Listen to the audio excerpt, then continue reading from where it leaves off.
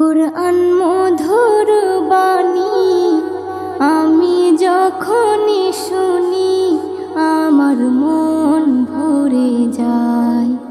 কুরআন মধুর বাণী আমি যখনই শুনি আমার মন ভরে যায়।